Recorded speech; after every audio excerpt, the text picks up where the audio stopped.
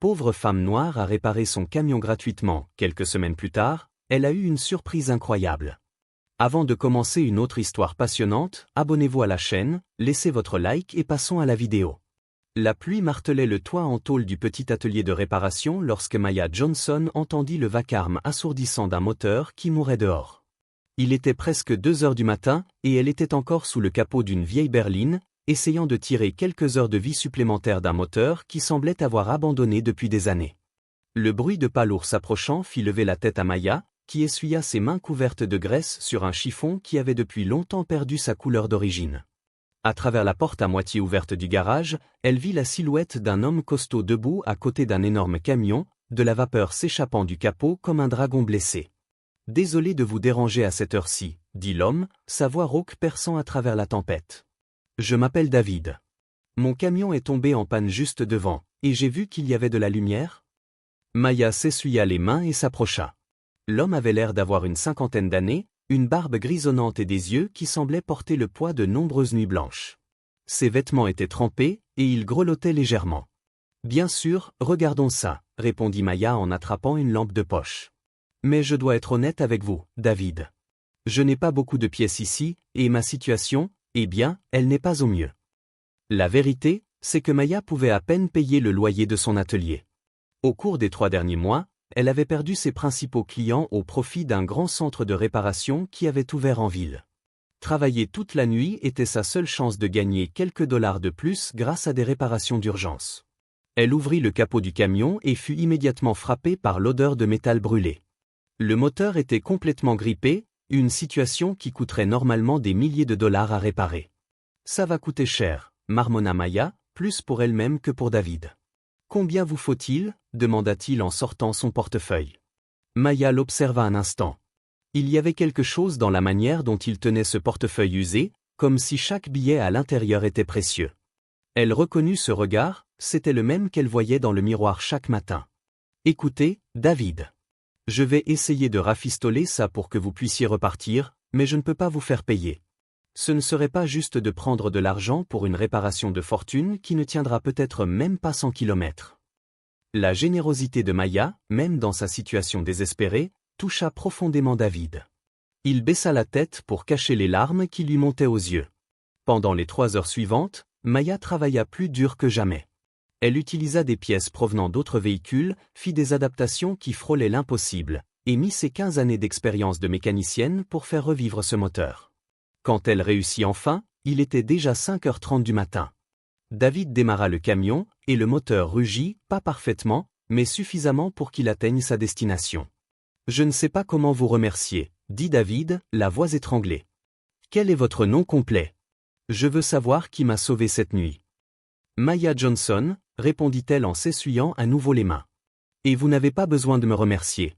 On a tous besoin d'aide parfois. » David monta dans le camion, mais avant de partir, il baissa la vitre et regarda Maya droit dans les yeux. « Maya Johnson, » répéta-t-il, comme s'il gravait le nom dans sa mémoire. « Je n'oublierai jamais ce que vous avez fait pour moi cette nuit. » Il y avait quelque chose d'étrange dans sa façon de le dire, une sorte d'intensité qui fit se demander à Maya s'il y avait plus derrière ces mots. Mais l'épuisement après une nuit de travail ne laissait guère de place à la réflexion. Le camion disparut sur la route mouillée, ne laissant que des empreintes boueuses comme preuve que la rencontre avait réellement eu lieu. Maya retourna à l'intérieur du garage, épuisée, sans savoir qu'elle venait de changer sa vie à jamais. Si cette histoire de résilience et de générosité vous plaît, n'oubliez pas de vous abonner à la chaîne pour entendre d'autres récits qui toucheront votre cœur. 3 semaines s'étaient écoulées depuis cette nuit pluvieuse, et Maya pensait encore à l'étrange rencontre avec David. La situation dans son garage s'était aggravée. Le propriétaire, M. Martinez, s'était présenté lundi avec un avis d'expulsion. Elle n'avait que 10 jours pour payer 3 mois de loyer en retard ou perdre tout.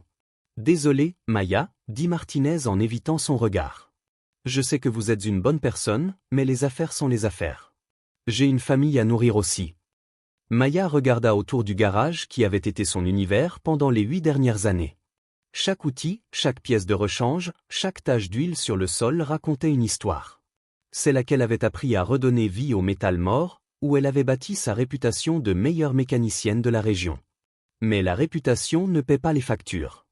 La vérité que Maya n'avait jamais dite à personne, c'est qu'elle avait perdu ses parents dans un accident de voiture quand elle n'avait que 16 ans. L'assurance vie n'avait couvert que les frais funéraires. Elle avait grandi chez sa tante, qui avait du mal à s'occuper de ses propres enfants. À 18 ans, Maya était complètement seule au monde. C'est alors qu'elle avait trouvé refuge dans le garage du vieux Henri, un mécanicien retraité qui avait vu du potentiel chez la jeune fille déterminée. Il lui avait tout appris sur les moteurs, sur comment écouter ce que les voitures essaient de dire, sur comment trouver des solutions quand tout le monde abandonne. Quand Henri était mort 5 ans plus tôt, Maya avait utilisé toutes ses économies pour acheter le garage à sa veuve. Depuis, elle se battait chaque jour pour maintenir l'entreprise à flot, travaillant 16 heures par jour, acceptant tous les travaux, aussi petits soient-ils. Assise à son bureau de fortune, une planche posée sur 2 tréteaux, Maya calculait et recalculait ses finances. Peu importe comment elle faisait ses comptes, le résultat était toujours le même. Elle avait besoin de 8 000 $ en 10 jours, et elle n'avait que 350 $ à la banque. La sonnette retentit, interrompant ses pensées sombres. Maya leva les yeux, s'attendant à voir un autre client avec un problème trop petit pour résoudre ses soucis financiers. À la place, elle vit un jeune homme en uniforme tenant un clipboard. « Maya Johnson ?» demanda-t-il. « C'est moi », répondit Maya, s'essuyant les mains sur le même vieux chiffon. « J'ai une livraison pour vous. J'ai besoin d'une signature ici. » Maya fronça les sourcils. Elle n'avait rien commandé. Elle n'avait pas les moyens de commander quoi que ce soit. « Vous êtes sûr que c'est pour moi ?» demanda-t-elle, mais signa quand même. « Certain. Maya Johnson, Johnson & Auto Repair, rue Oak, 247. » Le jeune homme partit, laissant Maya seule avec une enveloppe épaisse. Elle l'ouvrit avec des doigts tremblants et trouva une lettre dactylographiée sur un papier à en-tête de haute qualité. Elle commença à lire. « Chère Maya Johnson. Vous ne vous souvenez peut-être pas de moi, mais je ne vous oublierai jamais.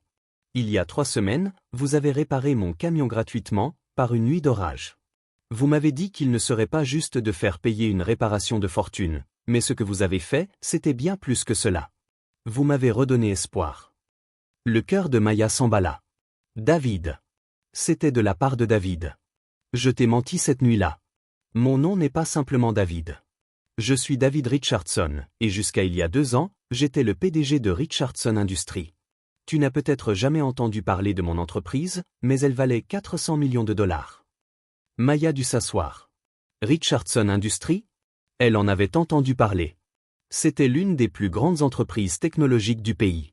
J'ai tout perdu à cause de ma propre arrogance et de ma cupidité. Ma femme m'a quitté, mes enfants ne me parlent plus, et j'ai perdu mon entreprise au profit des créanciers. J'ai passé les 2 dernières années à conduire des camions, essayant de donner un sens à ma vie. Les mains de Maya tremblaient pendant qu'elle continuait à lire. Cette nuit-là, je revenais des funérailles de ma mère. Elle était la dernière personne de ma famille qui me parlait encore. J'étais brisé, pas seulement financièrement, mais spirituellement. J'avais décidé qu'après avoir livré ce chargement, j'allais, mettre fin à tout. Maya eut la gorge nouée. Les larmes commencèrent à monter à ses yeux. Mais ensuite je t'ai rencontré. Une femme qui avait si peu, mais qui m'a tant donné. Tu ne savais pas qui j'étais, tu ne savais pas si je pouvais payer, mais tu m'as aidé quand même.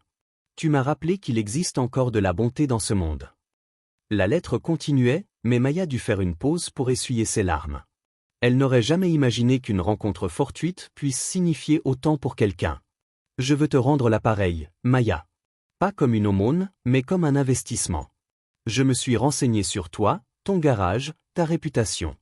Tu es exactement le genre de personne qui mérite de réussir dans ce monde. » Maya tourna la page, à peine capable de croire ce qu'elle lisait. « Si joint à cette lettre, tu trouveras un chèque de 50 000 $. Ce n'est pas un prêt, c'est un don. Utilise cet argent pour sauver ton atelier et l'agrandir. Mais ce n'est que le début. » Maya laissa tomber la lettre et chercha désespérément le chèque. Il était là, bleu et officiel, avec sa signature dans le coin. 50 000 $. Plus d'argent qu'elle n'en avait jamais vu de sa vie. J'ai également organisé la livraison d'un équipement ultramoderne. Des outils qui feront de ton garage l'un des meilleurs du secteur. Ils arrivent demain. Maya pouvait à peine respirer. Cela semblait être un rêve impossible. Mais il y a une condition. Je veux que tu utilises une partie de cet argent pour embaucher des jeunes de la communauté. Enseigne-leur comme Henri t'a enseigné. Offre-leur la chance que quelqu'un t'a un jour offerte. Elle continua à lire, à travers les larmes. Tu m'as sauvé cette nuit-là, Maya. Laisse-moi maintenant te rendre l'appareil. Le monde a besoin de plus de gens comme toi. La lettre était simplement signée. Avec une gratitude éternelle, David Richardson. Maya resta assise pendant de longues minutes, tenant le chèque, essayant de comprendre ce qui lui arrivait. Après tant de combats seuls, après tant de nuits sans sommeil à s'inquiéter pour l'avenir, quelqu'un était apparu comme un ange gardien. Mais pourquoi elle? Pourquoi quelqu'un qui la connaissait à peine serait-il prêt à faire cela? Le lendemain matin, Maya se réveilla en se demandant si tout cela n'avait été qu'un rêve cruel. Mais le chèque était toujours là, bien réel et tangible. Elle se précipita à la banque, déposa l'argent et paya tous les loyers en retard. Quand elle revint à l'atelier, elle trouva un énorme camion garé devant. 3 hommes déchargeaient d'immenses caisses. « Êtes-vous Maya Johnson » demanda l'un d'eux. « C'est moi » répondit-elle, encore sous le choc. « Nous avons une livraison pour vous. Équipement de Richardson Industries. » Pendant les 4 heures suivantes, Maya observa en silence alors que les hommes transformaient son humble atelier en un véritable décor de film de science-fiction. Ponts hydrauliques dernier cri, outils informatisés, équipements de diagnostic qui coûtaient plus que ce qu'elle gagnait en une année. « Il y a une lettre pour vous aussi », dit le superviseur en lui tendant une autre enveloppe. Maya l'ouvrit et trouva des instructions détaillées sur l'utilisation de chaque équipement, ainsi que les contacts de fournisseurs déjà informés pour travailler avec elle. Il y avait aussi des numéros de téléphone de mécaniciens retraités prêts à l'aider en tant que consultant. Mais ce qui attira le plus son attention fut le dernier paragraphe. « Maya, tu dois sûrement te demander pourquoi je fais tout cela. La vérité, c'est que tu m'as rappelé quelqu'un de très spécial. Ma fille, Sarah, est décédée d'un cancer il y a 5 ans. Elle avait ton esprit, ta détermination. Elle voulait devenir mécanicienne, tout comme toi. T'aider est une manière d'honorer sa mémoire. » Maya fut submergée par l'émotion. Tout prenait maintenant un sens. Ce n'était pas seulement de la gratitude, c'était un père tentant de se reconnecter avec la fille qu'il avait perdue. Dans les jours qui suivirent, le bouche à oreille se propagea au sujet de l'atelier transformé de Maya. Les clients qui étaient partis commencèrent à revenir. De nouveaux clients arrivaient chaque jour, attirés par les équipements modernes et la réputation d'excellence que Maya s'était bâtie au fil des ans. Mais Maya se souvenait de la condition de David. Elle publia une annonce dans le journal local. Recherche jeunes intéressés par l'apprentissage de la mécanique. Aucune expérience requise. Juste de la détermination et l'envie d'apprendre. Le premier à se présenter fut Marcus, un garçon de 17 ans qui avait quitté l'école et semblait perdu dans la vie. Puis vint Sarah, ironie du sort, portant le même nom que la fille de David, une jeune femme de 20 ans, fascinée depuis toujours par les voitures, mais n'ayant jamais eu l'opportunité d'apprendre. Alors qu'elle montrait à Marcus comment changer l'huile et à Sarah comment utiliser les équipements de diagnostic, Maya sentit qu'elle faisait bien plus que réparer des voitures. Elle construisait une famille, une communauté. 2 semaines plus tard, Maya reçut un appel inattendu. « Maya ? C'est David. » Elle reconnut immédiatement la voix. « David. Je ne sais même pas comment te remercier. Tu as complètement changé ma vie. » « Non, Maya. C'est toi qui as changé la mienne. Je voulais savoir si je pouvais passer demain. Il y a quelque chose que je dois te dire en personne. » Maya sentit un frisson dans son ventre. Quelque chose dans sa voix l'inquiétait. « Bien sûr, David. Tu seras toujours le bienvenu ici. » « Merci, Maya. À demain. » Lorsqu'elle raccrocha, Maya ne pouvait s'empêcher de penser au ton de David. On aurait dit qu'il cachait quelque chose d'important, quelque chose qui allait tout changer une nouvelle fois. Le lendemain, Maya se réveilla plus tôt que d'habitude. Elle nettoya l'atelier, veillant à ce que tout soit parfait pour la visite de David. Marcus et Sarah arrivèrent à 8 heures, prêts pour une nouvelle journée d'apprentissage. « Tu es nerveuse aujourd'hui, Maya » remarqua Sarah en rangeant les outils. « Un peu » admit Maya. « L'homme qui nous a aidés vient aujourd'hui. Il a dit qu'il avait quelque chose d'important à me dire. » À 10 heures précises, une limousine noire s'arrêta devant l'atelier. Maya sentit son estomac se nouer. David descendit de la voiture, mais il n'était pas seul. 3 hommes en costume l'accompagnaient, tous portant des mallettes. « Maya, » dit David en s'approchant avec un sourire qui n'atteignait pas ses yeux. « Je dois te présenter quelques personnes. » Le plus grand des hommes s'avança. « Madame Johnson, je suis Robert Chen, avocat pour Richardson Industries. Nous avons une proposition pour vous. » Maya sentit que quelque chose n'allait pas. Quel genre de proposition? Ces derniers mois, Monsieur Richardson a observé les progrès de votre atelier. Les résultats ont été impressionnants. Très impressionnants. David intervint, sa voix étrangement calme. Maya, je ne t'ai pas tout dit. Oui, j'ai perdu mon entreprise il y a 2 ans, mais ces 6 derniers mois, j'ai réussi à renégocier avec les créanciers. J'ai repris le contrôle de Richardson Industries. Le monde de Maya se mit à tourner. Qu'est-ce que ça signifie? L'avocat répondit, cela signifie que nous souhaitons acheter votre atelier. Nous offrons 2 millions de dollars pour l'ensemble de l'entreprise. L'équipement, le nom, la clientèle, tout. 2 millions? Maya pouvait à peine parler. Mais il y a une condition, poursuivit Chen. Vous signeriez un contrat de 5 ans pour gérer l'opération en tant qu'employé de Richardson Industries. Vous auriez un excellent salaire, des avantages sociaux, une assurance maladie? Maya regarda David, tentant de comprendre. Tu veux acheter mon atelier? Maya, écoute-moi, dit David, enfin ému. J'ai fait tout cela parce que tu m'as rappelé ma fille. Mais quand j'ai vu comment tu as transformé cet endroit, comment tu impactes la communauté, j'ai compris que tu as quelque chose de rare. Tu as le don de transformer des vies. Le deuxième homme se présenta, je suis Michael Torres, directeur de l'expansion. Nous voulons utiliser ton atelier comme modèle pour un réseau national. Johnson S Auto Repair dans chaque grande ville. Tu serais le visage de l'entreprise, l'inspiration. Maya avait l'impression de rêver. 2 millions de dollars, c'était plus que ce qu'elle pourrait gagner en 10 vies. J'ai besoin de réfléchir, dit-elle. Bien sûr, répondit David. Mais notre emploi du temps est serré. Nous avons besoin d'une réponse d'ici demain. Après le départ des hommes, Maya resta seule avec Marcus et Sarah. Ils avaient tout entendu et étaient sous le choc. Maya, 2 millions de dollars, dit Marcus. Tu n'auras plus jamais à te soucier de l'argent. Mais Sarah posa une question qui toucha profondément. Et nous? Que va-t-il nous arriver? Maya passa la nuit à réfléchir. 2 millions de dollars résoudraient tous ses problèmes. Elle pourrait acheter une maison, avoir une sécurité financière, ne plus jamais s'inquiéter de l'argent. Mais alors qu'elle parcourait l'atelier aux premières heures du matin, Maya regarda les outils qu'Henri lui avait laissés, les photos des premières voitures qu'elle avait réparées, le petit coin où Marcus et Sarah étudiaient chaque soir. Elle pensa à Henri, qui aurait pu vendre l'atelier à une grande entreprise mais avait choisi de le lui transmettre. Elle pensa à ce qu'elle ressentirait en travaillant pour quelqu'un d'autre, à devoir suivre les règles d'une entreprise, à perdre la liberté de faire les choses à sa façon. Quand David revint le lendemain, Maya avait déjà pris sa décision. David, je suis éternellement reconnaissante pour tout ce que tu as fait pour moi. Tu as sauvé ma vie, mon entreprise, mes rêves. Mais, dit David, sentant qu'il allait y avoir un mais. Mais je ne peux pas accepter ton offre. Cet atelier n'est pas qu'une entreprise pour moi. C'est ma maison. C'est là qu'Henri m'a appris que la valeur ne se mesure pas en dollars, mais dans l'impact que l'on a sur la vie des gens. David resta silencieux un long moment. Puis lentement, un vrai sourire se dessina sur son visage. Sarah aurait dit exactement la même chose, murmura-t-il, les yeux brillants. Tu n'es pas en colère? Demanda Maya. En colère? Maya, je suis fière. Tu m'as rappelé quelque chose que j'avais oublié.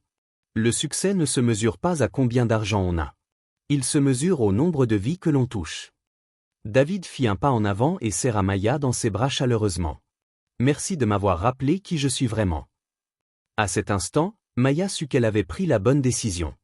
Elle avait choisi le sens plutôt que le profit, la communauté plutôt que la corporation, et le cœur plutôt que l'argent. 6 mois plus tard, l'atelier de Maya était devenu bien plus qu'un simple lieu de réparation. C'était un centre communautaire, un endroit où les jeunes trouvaient leur voie et où chaque jour naissaient des histoires de résilience. Marcus était devenu un mécanicien exceptionnel et économisait pour ouvrir son propre atelier dans une ville voisine. Sarah avait découvert un talent spécial pour les moteurs électriques et développait un projet de conversion de voitures anciennes en véhicules durables. Maya, tu dois voir ça, dit Sarah en tenant un journal local. Le titre disait « Un atelier local transforme des vies et inspire la communauté ». L'article racontait comment Maya avait refusé des millions de dollars pour garder ses valeurs, et comment sa décision avait inspiré d'autres entrepreneurs locaux à privilégier l'impact social plutôt que le profit maximal. Regarde ici, poursuivit Sarah en pointant un autre paragraphe. Ils disent que tu vas recevoir un prix du conseil municipal pour ta contribution à la communauté. Maya sourit, se rappelant que tout avait commencé par un simple acte de gentillesse lors d'une nuit pluvieuse. Elle n'avait jamais imaginé que son aide à un inconnu changerait non seulement sa vie, mais celle de tant d'autres. La porte de l'atelier s'ouvrit, et David entra, comme chaque semaine depuis ce jour mémorable. Il était devenu un véritable ami, un mentor, presque comme une figure paternelle pour Maya.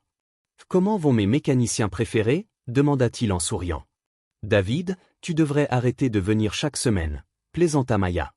« Les gens vont finir par croire que tu n'as rien de mieux à faire. »« Peut-être que non, » répondit-il en souriant. « Tu sais, Maya, après que tu aies refusé mon offre, j'ai commencé à repenser la façon dont je dirige mon entreprise.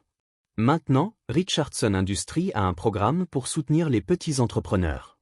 Nous avons déjà aidé 50 personnes comme toi. » Maya ressentit une vague de fierté. « Tu as vraiment appris de ta fille. »« J'ai appris de vous deux, » corrigea David. « Sarah m'a appris à rêver, toi tu m'as appris les valeurs. » À ce moment, une vieille voiture s'arrêta devant l'atelier. Un homme nerveux en sortit, regardant avec inquiétude le moteur qui fumait. « Pouvez-vous m'aider » demanda-t-il. « Je n'ai pas beaucoup d'argent, mais... » Maya échangea un regard avec David et sourit. « Bien sûr que oui. Regardons ça. » Alors que Maya ouvrait le capot, David observait en silence.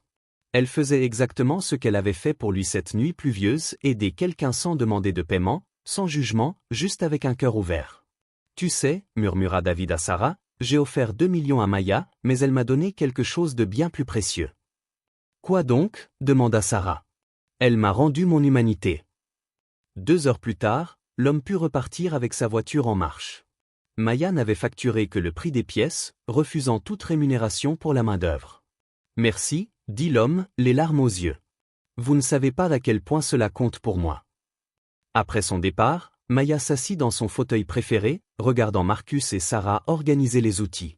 David s'approcha d'elle. « Tu ne regrettes pas ?» demanda-t-il. « 2 millions, c'est beaucoup d'argent. » Maya regarda autour de l'atelier, les murs fraîchement peints, les jeunes qu'elle avait encadrés, la fresque que Sarah avait créée avec les photos de toutes les voitures qu'ils avaient réparées. « David, tu m'as demandé une fois quel était mon nom complet.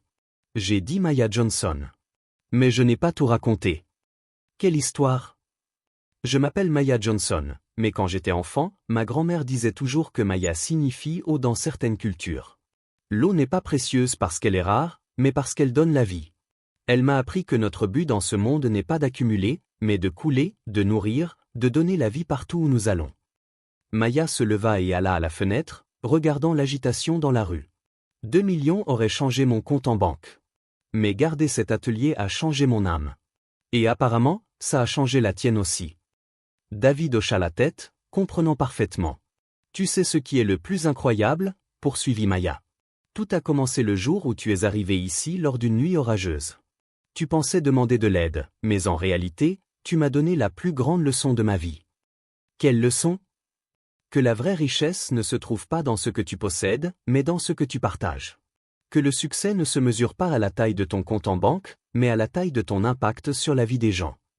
À cet instant, Maya réalisa qu'elle avait trouvé quelque chose de plus précieux que tout l'argent du monde, elle avait trouvé sa raison d'être. Et alors que le soleil se couchait sur le petit atelier devenu un phare d'espoir dans la communauté, Maya sut qu'elle avait fait le bon choix. Elle avait choisi d'être riche de sens, abondante en amour, et millionnaire en impact. Si cette histoire a touché ton cœur et t'a inspiré à croire au pouvoir de la gentillesse, abonne-toi à la chaîne pour plus d'histoires qui transformeront ta vision de ce qui compte vraiment dans la vie.